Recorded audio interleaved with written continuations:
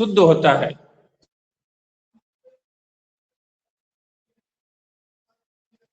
कई प्रकार की स्थितियां होती हैं जब हम वाक्य बोलते हैं या लिखते हैं, तो एक एक क्रम से हम उन स्थितियों को पढ़ेंगे। तो सबसे पहले वाक्य की क्या परिभाषा है? वाक्य की परिभाषा,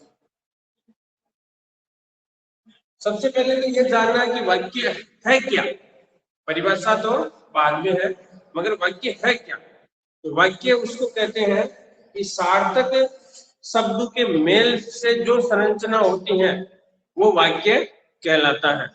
सार्थक शब्दों के मेल से, पहले ही बताया था कि सार्थक और निरर्थक दो प्रकार के शब्द चलते हैं, तो वाक्य के अंतर्गत सार्थक शब्दों का जो मेल होता है और उसकी जो संरचना होती है वो वाक्य कहलाती है। अब इसमें इसकी परिभाषा क्या है? तो सार्थक व व्यवस्थित शब्दों,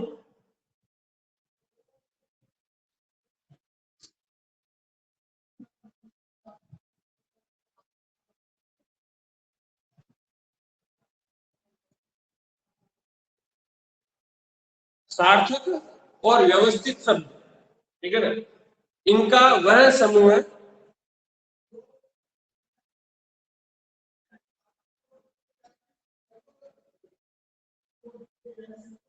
सार्थक व व्यवस्थित शब्दों का वह समूह है जो किसी भाव या विचार को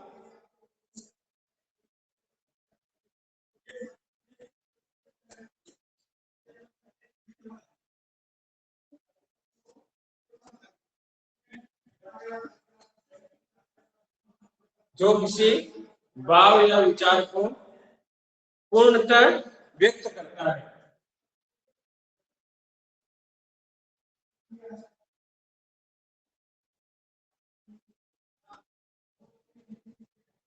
वह वाक्य कहलाता है।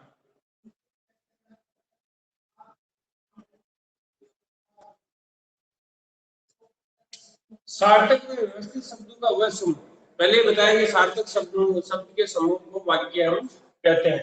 अगर इसमें ये भी है कि वो जो सार्थक शब्दों का जो समूह है वो किसी भाव या विचार को पूरी तरह व्यक्त करता है। जैसे सार्थक शब्दों का समूह जो मैंने बता दिया, राम, गांव, कल,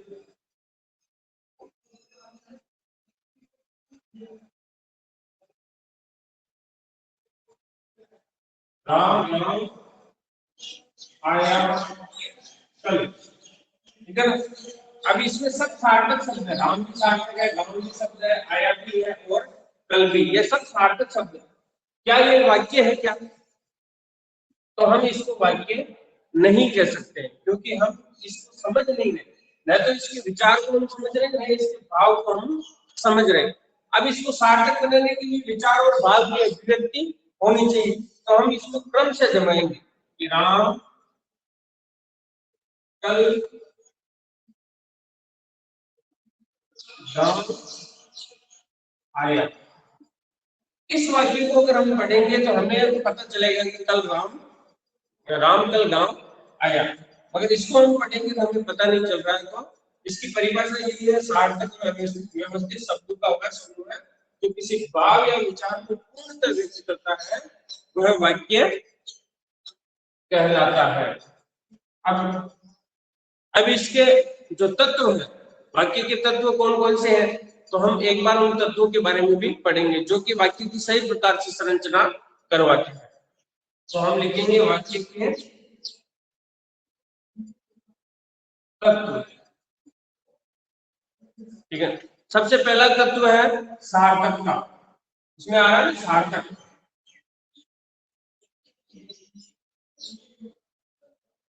सार्थकता का मतलब क्या?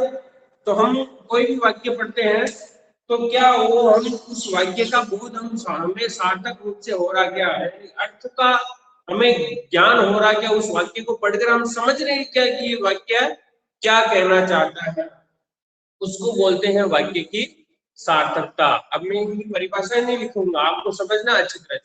दूसरी है आकांक्षा,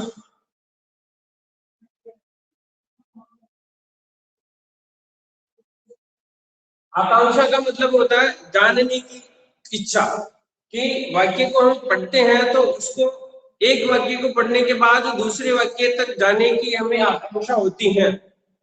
जैसे राम जयपुर से कुछ लाया, तो हमें आगे की आशंका होती है कि क्या लाया, तो ये आकांक्षा होनी चाहिए।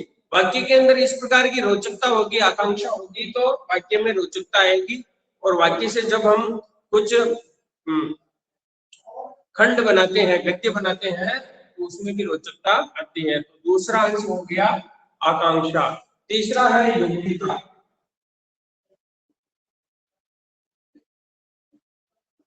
वाक्य के अंदर योग्यता होनी चाहिए। अब योग्यता कैसे, तो इस प्रकार के शब्दों का चयन करना है कि वो वाक्य को सही प्रकार से योग्य बनाए, तो उसके अंदर उसकी योग्यता होनी चाहिए। फिर है निकटता। चौथा क्रम है निकटता। हम वाक्य की रचना करते हैं तो उसमें जो शब्द लेखन है, वो लेखन शब्द लेखन निकट होने चाहिए। जैसे मैंने सार्थक लिखा तो ऐसा नहीं है कि सा यहाँ लिख दिया और तक यहाँ लिख दिया, तो ये सही नहीं होगा। इसलिए शब्दों की निकटता भी उसमें जरूरी है। तो दूसरा भाग हो गया उसका, अगला चौथा भाग हो गया निकटता। फिर है पद क्रम। पांचवा है पद क्रम। अभी मैंने जो उदाहरण बताया था वो पद क्रम के अनुसार भी सही नहीं था। तो पद क्रम में भी वाक्य के जो पद है उनका क्रम क्रम से होना चाहिए। तुम्हारे कई बार परीक्षा में आते हैं निम्न वाक्यों को सही प्रकार से जमाओ, तो वो जमाने का जो क्रम है वो पद क्रम ही कहलाता है। फिर है अन्वय। अन्वय मतलब व्याकरण की दृष्टि से वाक्य के अंतर्गत संज्ञा सर्वनाम क्रिया विशेषण जो भी चीजें हैं ये क्रम से होनी चाहिए, न कि इधर उधर होनी चाहिए। जिस प्रकार पदक्रम में अस्त व्यस्त होती है वैसे ही अन्वय में भी व्याकरण के अनुसार वो एकदम सही होनी चाहिए। अगर ये सारी चीजें अगर वाक्य के अंतर्गत होती हैं तो हमारा वाक्य एकदम व्याकरणिक दृष्टि से एकदम शुद्ध कहलाएगा। ये वाक्य के तत्व है। एक बार इनको उतार लीजिए।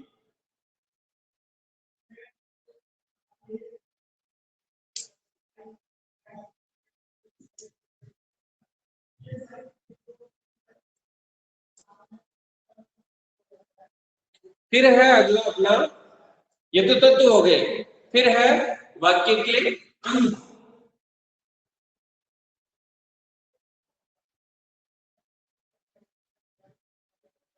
या जिसको हम अवयव भी बोलते हैं,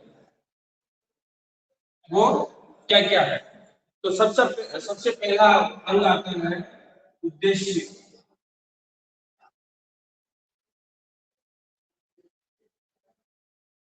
और दूसरा आता है विधेय।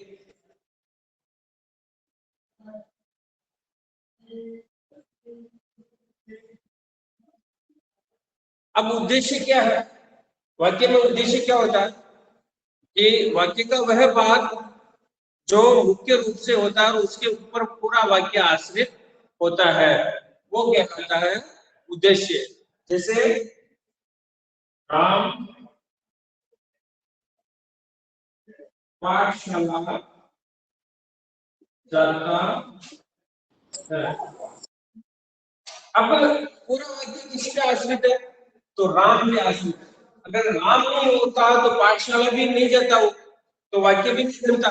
इसलिए इस वाक्य के अंतर्गत जो राम है वो उद्देश्य है। इस वाक्य का उद्देश्य क्या है, राम है। इसलिए वाक्य का जो महत्वपूर्ण अंग होता है वो उद्देश्य होता है। और विधेय क्या होता है, दो भाग ही होते हैं इसके अंग के। तो विधेय क्या होता है कि उद्देश्य को छोड़कर शेष जो भाग होता है वो विधेय कहलाता है। उद्देश्य के अलावा जो उद्देश्य जिस कार्य को आगे पूर्ण करता है वो विधेय कहलाता है। तो इसमें विधेय के लिए क्या हो गया, पाठशाला जाता है, ये विधेय। तो बाकी के दो अवयव हो गए, दो गुण हो गए, एक तो हो गया उद्देश्य और दूसरा हो गया विधेय, उसमें उद्देश्य राम हो गया और इस वाक्य में विधेय पाठशाला जाता है, ये विधेय हो गया।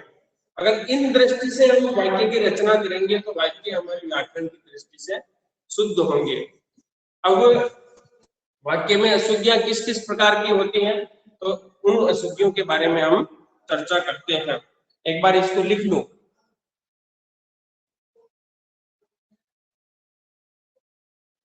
किसी के कोई समझ में नहीं आया है तो अनम्यूट होकर पूछ सकता है।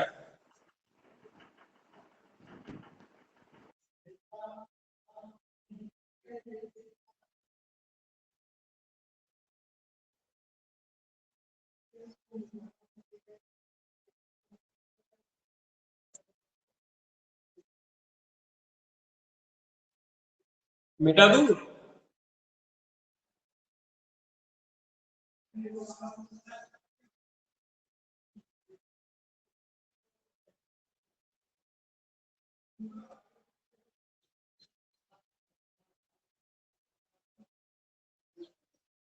अब है वाक्य की अशुद्धियां।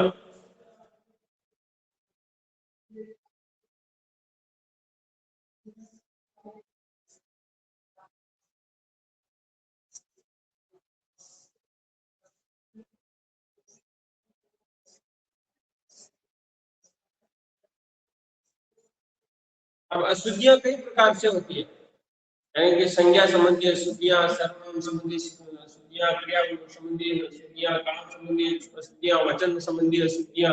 तो एक एक प्रकार से उनको हम पढ़ेंगे। आज सबसे पहले पढ़ती हैं, हम पढ़ते हैं संज्ञा संबंधी अशुद्धि।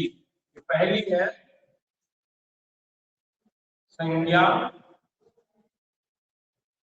संबंधी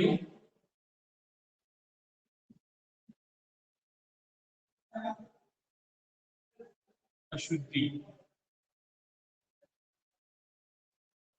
संज्ञा शब्द को जानते हो, संज्ञा क्या कहलाती है? जानकारी है ना कि संज्ञा किसे कहते हैं? खुशी बता देगा, खुशी संज्ञा किसे कहते हैं?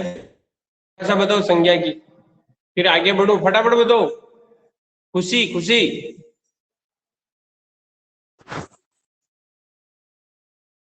अरे बहुत सरल है, तीसरी से पढ़ रहे हैं। दृष्टि तेरे को नहीं बतानी, खुशी को पूछ रहा हूं मैं। खुशी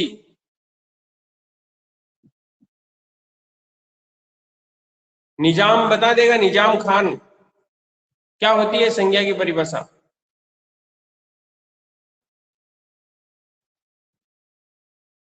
अरे आती है, नहीं आती तुरंत बोलना, नहीं आती है तो बोल दो नहीं आती है, टाइम खराब मत करो।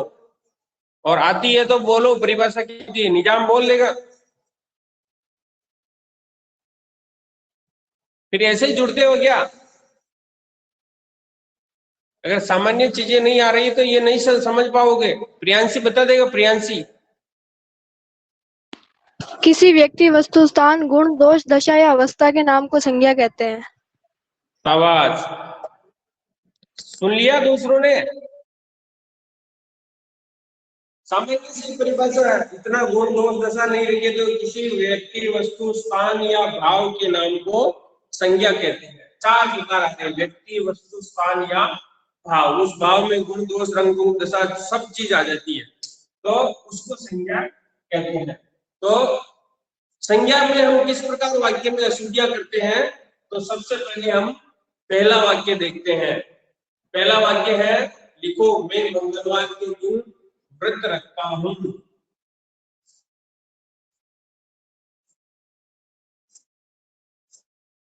मैं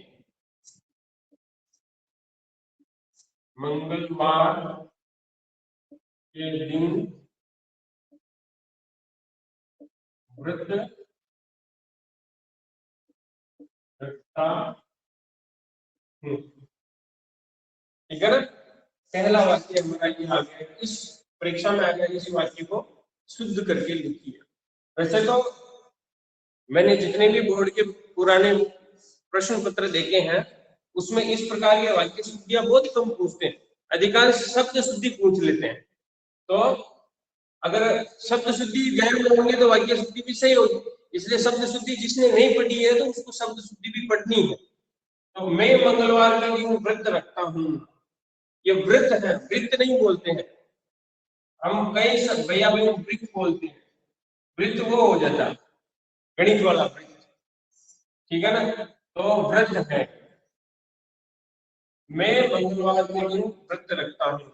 अब इसमें संज्ञा संबंधी क्या अशुद्धि आ रही है, तो यहाँ क्या है, मंगलवार, मैं तो सही है, संज्ञा शब्द में है या सर्वनाम शब्द, यहाँ मंगलवार है और दिन है, ठीक है ना। तो मंगलवार और दिन, वार के अंदर ही वार को ही हम दिन कहते हैं, न कि दिन अलग होता है। तो इसमें ये अतिरिक्त शब्द जुड़ा हुआ, ये जो दिन शब्द है वो अतिरिक्त जुड़ा हुआ है। मंगलवार अगर दिन नहीं लगाएंगे तो भी वाक्य हमारा शुद्ध है, और ये अशुद्ध कहलाएगा क्योंकि अतिरिक्त इसमें शब्द जुड़ा हुआ, संज्ञा शब्द अतिरिक्त जुड़ा हुआ। तो इसको शुद्ध करके लिखेंगे तो मैं मंगलवार को व्रत रखता हूँ, ठीक है ना। तो ये जो अतिरिक्त शब्द है, इस शब्द को हमें हटाना है। इस प्रकार के अगर शब्द आते हैं तो उनको वाक्य से बाहर निकालना और उसका शुद्ध चयन करना है। अगला वाक्य है भारत, दूसरा वाक्य देखो, भारत गुलामी की दासता से मुक्त हुआ।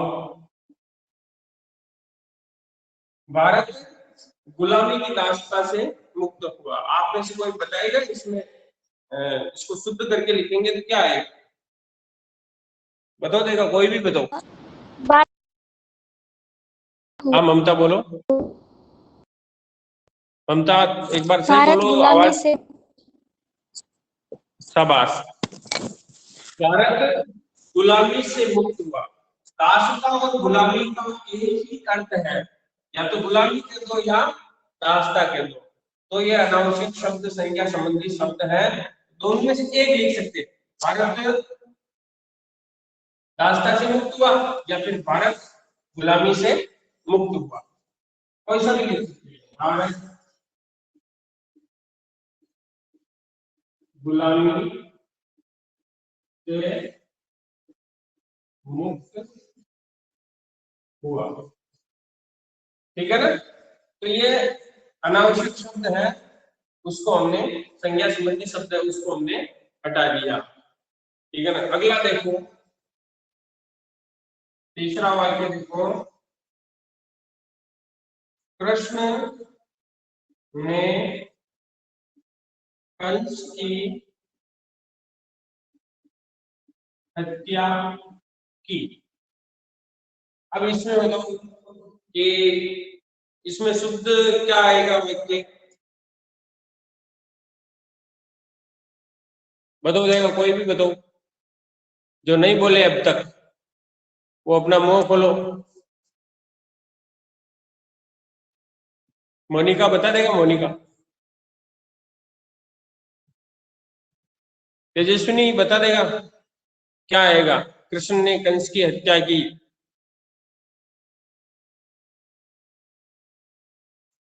नहीं, देखो इसमें क्या है, शब्द आ रहा है हत्या, हत्या उसकी करते हैं जो निर्दोष होता है, उसको अगर मार देते हैं तो वो हत्या कहलाती है। कृष्ण, कंस निर्दोष था क्या, नहीं था, वो तो आताताई था, अत्याचारी था और वो खुद हत्यारा था, तो वो हत्या की श्रेणी में नहीं आएगी, इसलिए शुद्ध शब्द होगा हत्या की जगह वध। वध उसका किया जाता है जो आताताई होता है, अत्याचारी होता है, हत्यारा होता है, पापाचारी होता है, उसको मारते हैं तो उसको वध कहते हैं। तो वाक्य आएगा कृष्ण ने कंस का वध किया, कृष्ण ने कंस का वध किया, शब्द भी होनी चाहिए अपने मस्तिष्क में, ठीक है ना। तो शब्द भंडार कब आएगी? जब हम पर्यायवाची शब्द पढ़ेंगे, इस प्रकार के शब्दों को पढ़ेंगे तो हमारा शब्द भंडार बढ़ेगा। अगला वाक्य देखो, चौथा वाक्य, आपके प्रश्न का समाधान मेरे पास है। ठीक है, आपके प्रश्न का समाधान मेरे पास है। अब इसमें इस वाक्य को शुद्ध करना है तो कैसे करेंगे? कौन बता सकता है आप में से? बताइए देगा। तेजस्विनी बता, अनम्यूट कर इसको।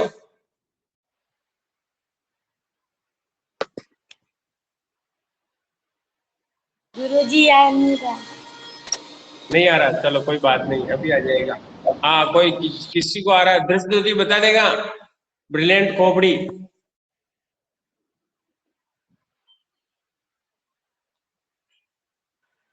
गुरुजी समाधान की जगह उत्तर आए। हाँ, समाधान की जगह उत्तर आए। शाबाश, कौन बोला ये? मंथन। हाँ, मंथन। मंथन, शाबाश मंथन। देखो, समाधान समस्या का होता है, ठीक है ना, प्रश्न का नहीं होता। किसी के अगर समस्या है तो उसका समाधान होता है, प्रश्न का तो क्या होता है? उत्तर होता है। तो यहाँ समाधान की जगह क्या आएगा? उत्तर। आपके प्रश्न का उत्तर मेरे पास है। ये वाक्य शुद्ध करके लिख लेना, दिया नहीं है, मैं नहीं लिख रहा हूँ। आपके प्रश्न का उत्तर मेरे पास है, समाधान की जगह उत्तर लिखना, ठीक है ना? मंथन भैया ने बताया। कौन से विद्यालय से हो मंथन? बाल विद्या मंदिर मंडल से हो या बदनौर से? बदनौर से। चलो शाबाश। अगला अंतिम जो वाक्य है वो देखो,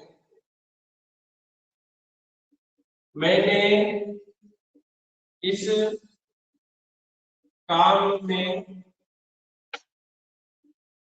बड़ी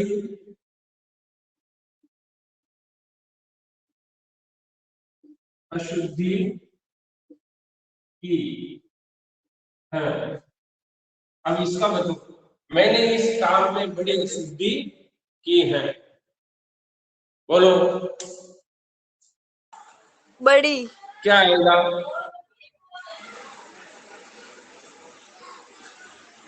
बोलो, समय भी हो गया अपना, जल्दी बोलो, कौन बताएगा इसको? काम में अशुद्धि की है। नहीं साहब, मैंने इसमें तो कोई, इस शब्द में नहीं है, वो तो किसी काम को दिखा के बता रहा है। इस काम में, मैंने इस काम में बड़ी गलतियां की है। हाँ, गलती भी नहीं है। इस काम में अगर कोई त्रुटि होती है तो उसको भूल कहते हैं। क्या कहते हैं? भूल कहते हैं। तो वाक्य होगा, मैंने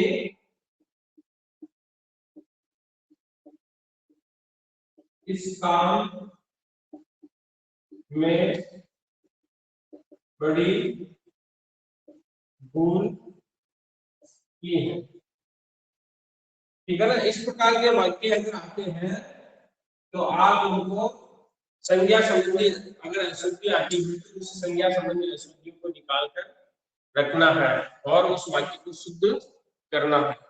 कल हम पढ़ेंगे सर्वनाम संबंधी अशुद्धियां, संज्ञा सर्वनाम और क्रिया संबंधी अशुद्धियां। कल 2 प्रकार की अशुद्धियां, और समय मिलेगा तो विशेषण संबंधी अशुद्धियां भी पढ़ लेंगे। अगर इनमें अभी पढ़ा है इसमें कोई समस्या आई है तो आप 1 मिनट का समय है, आप पूछ सकते हैं, नहीं तो आज की कक्षा यहीं समाप्त करते हैं। जो पढ़ा रहे हैं वो समझ में तो आ रहा है या नहीं आ रहा? आ रहा है सर। आ रहा है सर। वाह, सर सर बोलने लगे। थोड़े दिनों का लॉकडाउन क्या लगा? मैंने तो गुरुजी बोला। हाँ, तू तो बड़ी विद्वान है ना, होशियार भी है। तू नहीं भूलती, सब भूल जाते हैं। बोलिए बोलिए। सर जल्दी निकल जाता है, गुरुजी बोलने में थोड़ी दिक्कत आती है, जीभ में पलटा मारना पड़ता है ना। बोलो। मनोज गुजर, बोरेला, समझ में आ रहा है? मनीष गंवारिया आज पूरा जुड़ा, क्या बात है, इतिहास रच दिया मनीष तूने तो। हाँ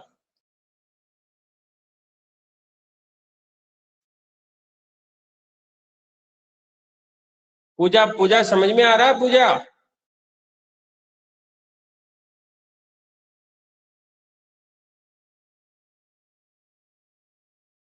अरे पूजा समझ में आ रहा है? हाँ। नहीं आ रहा तो फिर हिंदी पढ़ाने के लिए बोलूं दूजा? क्यों पूजा?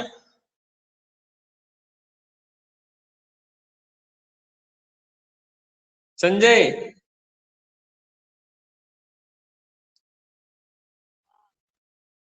चलो ठीक है।